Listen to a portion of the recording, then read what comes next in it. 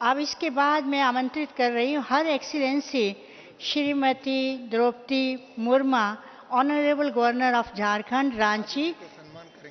पहले दादी जी का सम्मान करेंगे।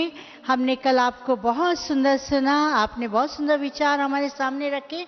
अभी हर एक्सीलेंसी श्रीमती द्रौपदी मुर्मू जी पहले दादी जी का सम्मान करेंगे, फिर अपने विचार हमारे सामने रखेंगे।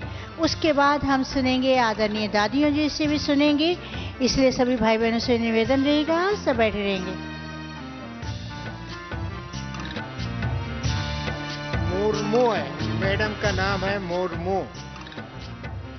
क्षमा करता हूँ, आदरणीय महामहिम को मैं आह्वान करता हूँ स्टेज पर।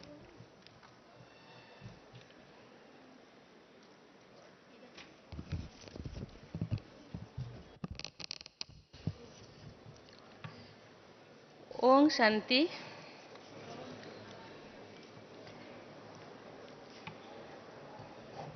मंच पे विराजमान परम आदरणीय दादी जानकी जी, आदरणीय दादी हृदयमन जी, मंच पे बैठे हुए सभी वरिष्ठ भाइयों, निमंत्रित सभी अतिथिगण, सामने बैठे हुए समर्पित सभी वरिष्ठ कनिष्ठ भाइयों और बहनों,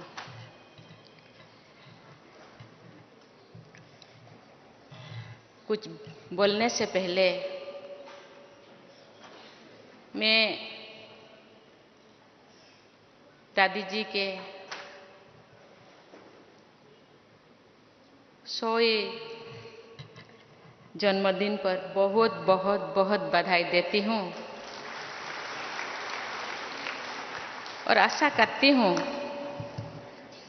दादी ऐसे ही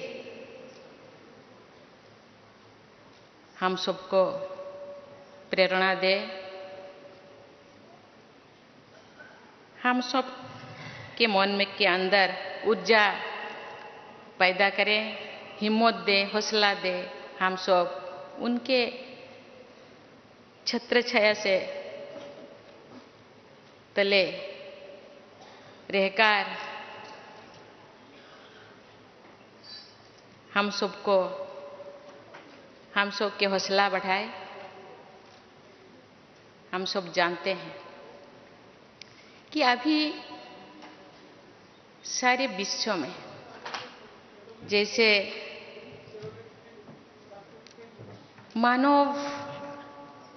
मानविकता को या मूल्यों में जैसे लगातार कमी आ रही है, इसको पुनर्स्थापना के लिए, मानविक मूल्यबोधों को पुनर्स्थापन करने के लिए आज सारा विश्व में 140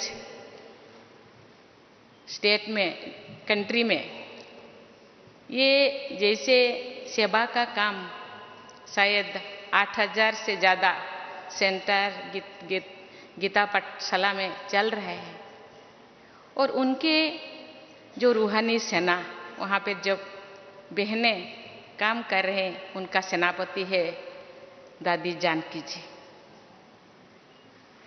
हम सब जानते हैं कि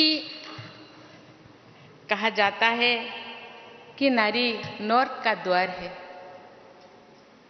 नारी कहते हैं कि सेकेंड लाइन सिटीजन, लेकिन मैं कहता हूँ, हम सब कहते हैं, हम सब जानते हैं कि नारी नर्क का द्वार नहीं है, वो स्वर्ग का द्वार है। इसी बात को ये संस्था ने प्रमाण कर दिया।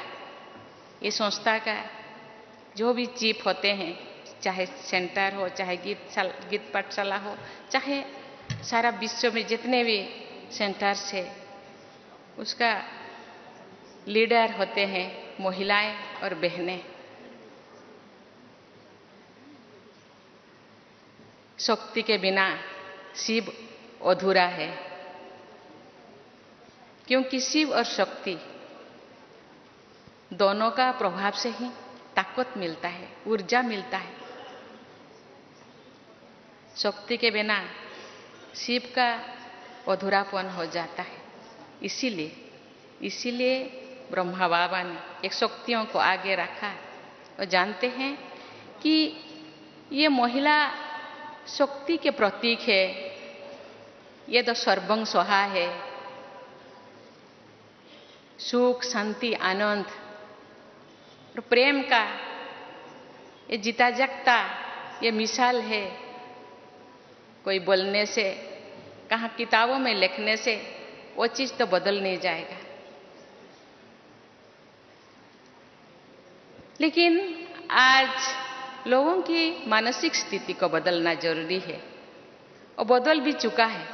आज चारों तरफ ये है, भारत में ही है नहीं, सारे विश्व में कहते हैं महिलाओं को आगे लाना होगा। और समझते हैं आज नेगेटिविटी इतने बढ़ने का एक ही, मुझे बहुत सारे कारणों से एक ऐसे रीजन है, क्योंकि हम लोग महिलाओं को नेग्लेक्ट करते हैं। महिलाएं आगे आना चाहिए। आज चारों तरफ आरक्षण के लिए नारा लग रहा है। पॉलिटिक्स में आरक्षण, नौकरियों में आरक्षण और हर चीज में आरक्षण चाहिए महिलाओं को। लेकिन मैं जानती हूँ महिला के अंदर इतना पोटेंशियलिटीज है। अब आज हम देखेंगे तो हर जगह, अभी बॉर्डर सिक्योरिटी में भी वो ऐसा काम करते हैं जो भाई लोग नहीं कर पाते।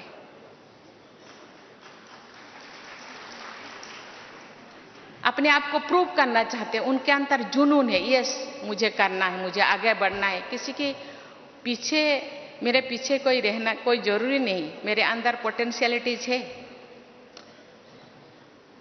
इसीलिए आज आप देखेंगे तो सीबीएसई का रिजल्ट, कोई मेडिकल का रिजल्ट, कोई आईएएस का result, IAS, OAS, engineer, MBBS, जो भी आप रिजल्ट देखेंगे, बहनें अपने छात्राएं वो पहले जो नंबर 10 पे उनका नाम 50 से ज्यादा रहता है।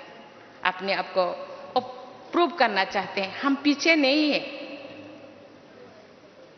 हम आगे हैं, आगे बन सकते हैं, जा सकते हैं।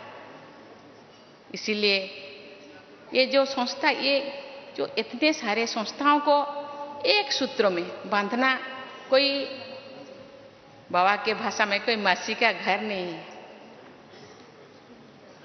इतने लोगों को इकट्ठे करना, मानसिक परिवर्तन करना, ये केवल ये संस्था महिलाओं के नहीं, समाज के हर वर्ग, हर श्रेणी को आगे लाने के लिए वो चाहते हैं। जो समाज के सब लोग आगे बढ़ेंगे तो विश्व परिवर्तन हो सकेगा। मुट्ठी भर मानव के साथ कोई परिवर्तन नहीं हो सकता, सबको आगे लाना होगा, आगे आना होगा।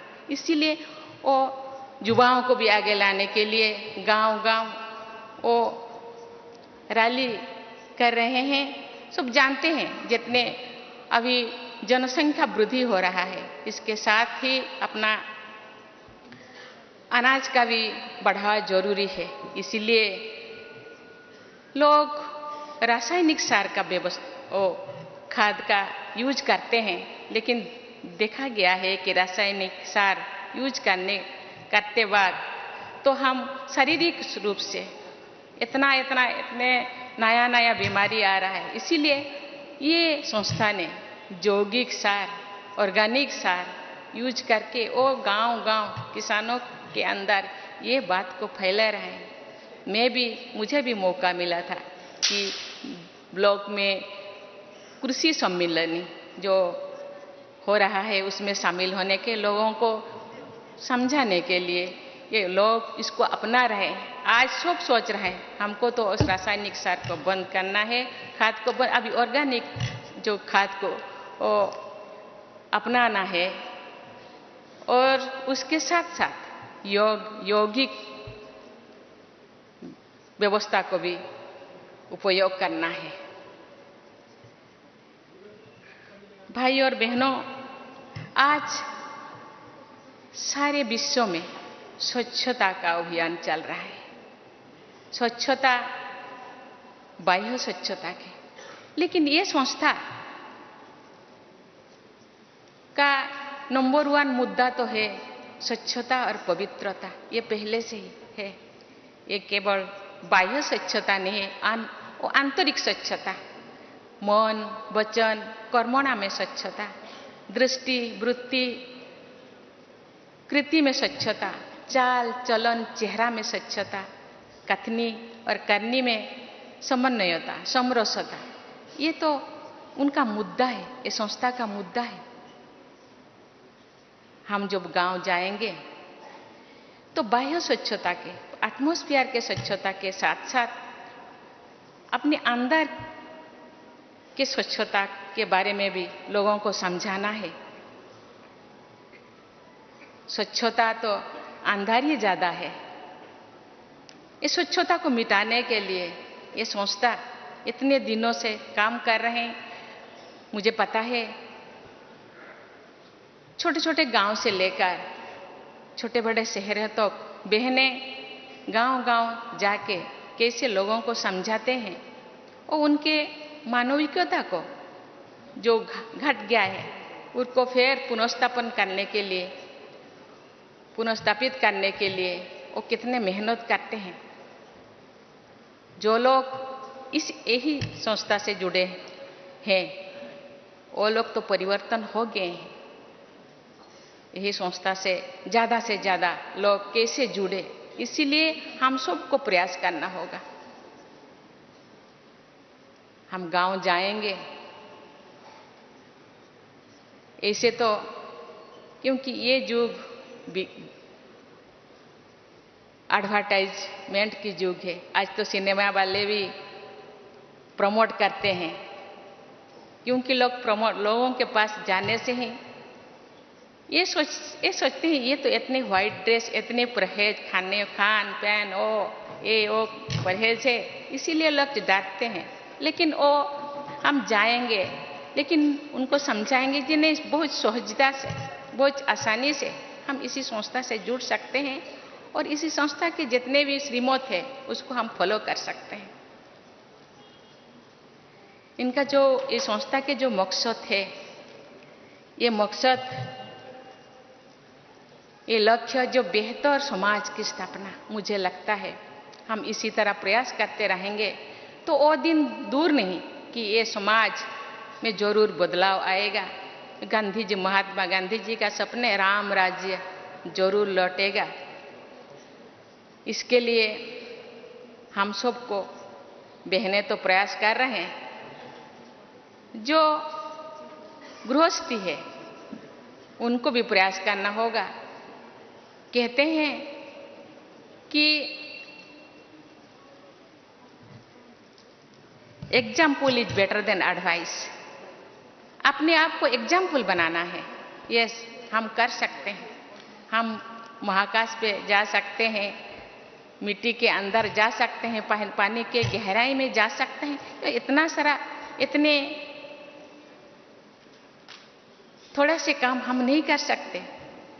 मैं जो सेंटर से बिलोंगिंग करती हूँ, वहाँ एक बार मुझे बहन जी ने बोली, दीदी आप थोड़ा गाना गाइए। मुझे तो गाना नहीं आ रहा है।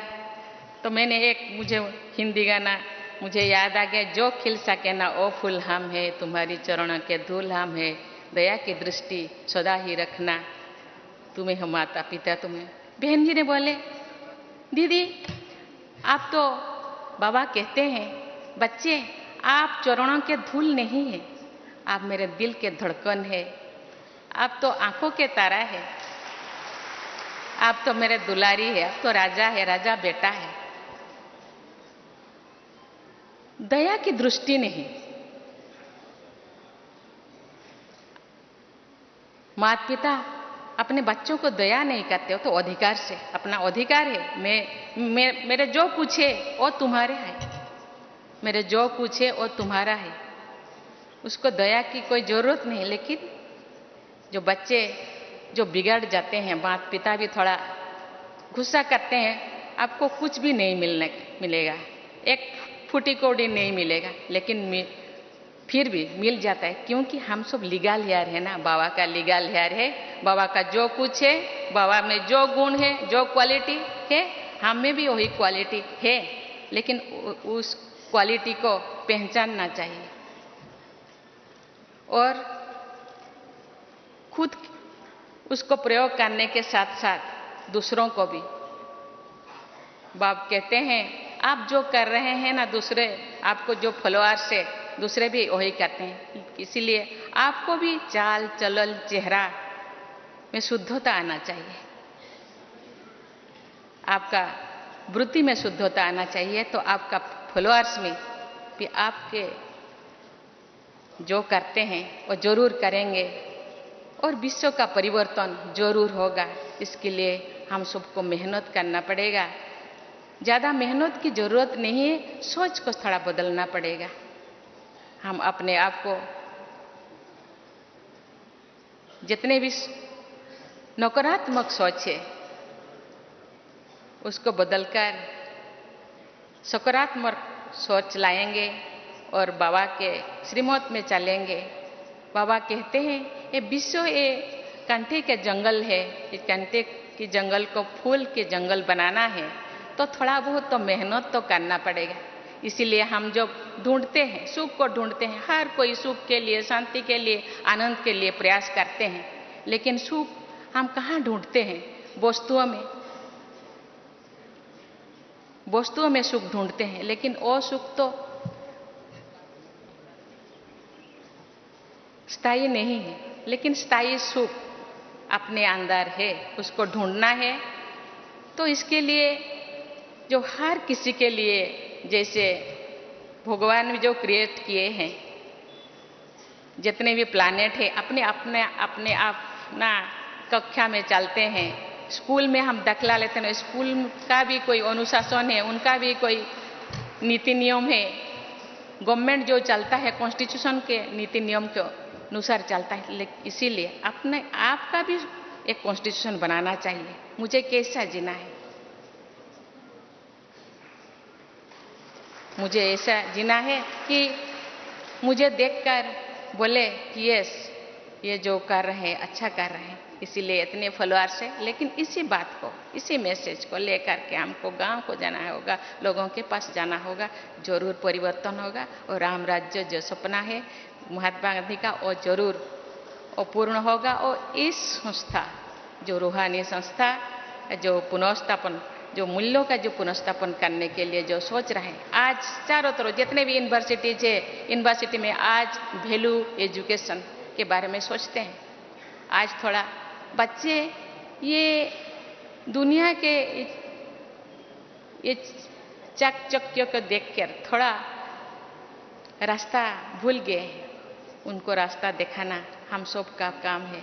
इसीलिए मैं तो गवर्नर तो चांसलर होते हैं, अपना जो स्टेट में 5 यूनिवर्सिटीज है मूल्य एजुकेशन या वैल्यू एजुकेशन के लिए, शायद नेक्स्ट अपना एकेडमिक सेशन से वो शुरू करेंगे और जरूर ये बदलाव आएगा। ये जो गीत है, हम होंगे कामयाब एक दिन, जरूर हम होंगे कामयाब। ओम शांति।